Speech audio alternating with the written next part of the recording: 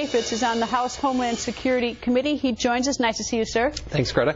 Can you clarify, or do you know whether or not he sort of pinged going out of the United States? There's some confusion between what Senator Lindsey Graham said and what the Secretary says. Well, I don't know what the Secretary means when she said ping. What is clear to me from my past experiences is the United States of America has no viable entry-exit system. We are not able to track people as they leave and depart the country and when they come back in the country. Sometimes we can see them and have visibility when they're traveling via air, but as we're seeing on the southwest border, as we're seeing up on Canada, that's a real problem. And so she says ping against what? That's the key question. Well, against what? It must be that when he boarded his plane using the passport, it must be on some manifest. I mean, I would assume that there's some database at that point, I assume, because he didn't walk to Russia.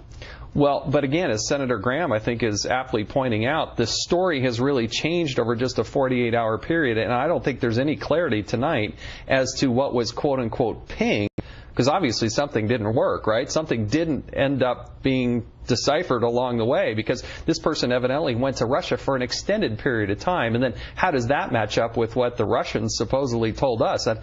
My guess is that we don't get many communiques from the Russians saying, "Hey, look out for this person. We got a concern." I would assume that if Russia told us to look out for this guy, and the FBI went to talk to him, and I mean that's one sort of thing that fell through the crack. But if he then boards a plane and he pings and he lets us know that he's leaving the country heading for Russia, I would think we would notify Russia he's coming your way, and that Russia would pick him up on the other end, not physically pick him up, but would follow him on the other end and know what he was doing for 6 months. That would make the most sense if you were really concerned about this person.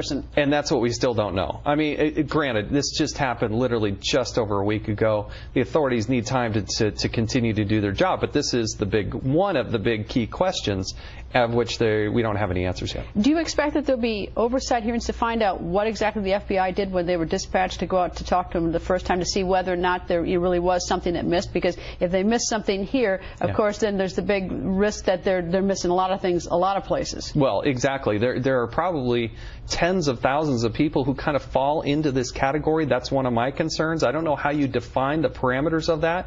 But this so-called watch list, what does that really mean? What do they really do with the watch list? I don't know.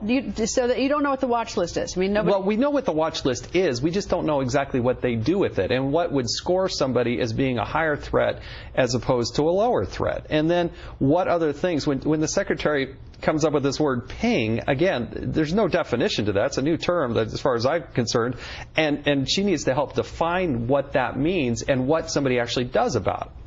Any information of where these two got radicalized?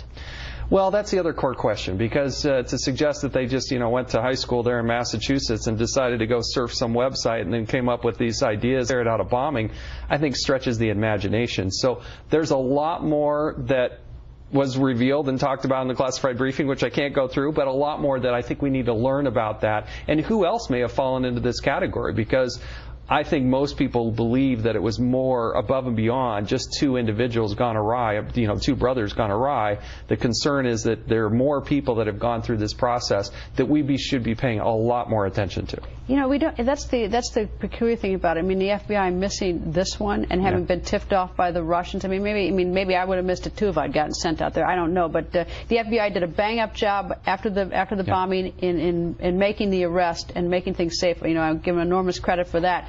But the fact that this fell through the cracks is is alarming. And look, everybody's cheering the FBI on, the men and women who are doing these things.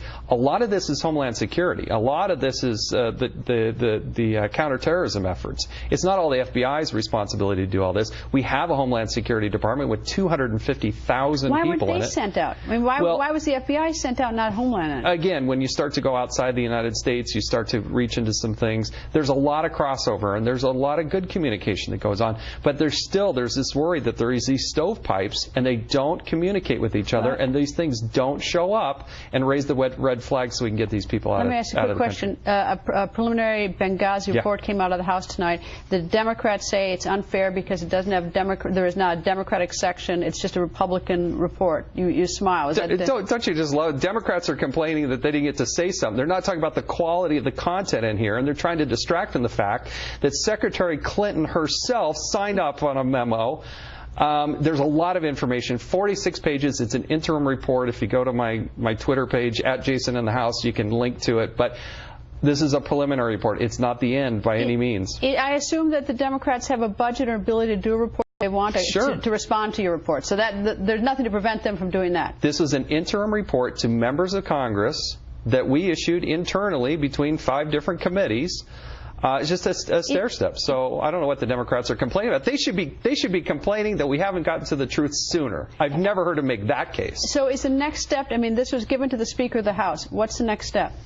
Well, the committees need to do some things. I think you'll see Chairman Issa, Trey Gowdy, others. You'll see something in the coming days, maybe even tomorrow. Hint, hint. That you'll see. Tomorrow, yes, tomorrow you'll start to see some things as they start to play out. Well, I know that Senator Lindsey Graham wanted one single committee to do this, a select committee, so there wasn't all this sort of different committees, sort of piecemealing together. But anyway, Congressman, thanks, sir. Thanks, Greta. And so what?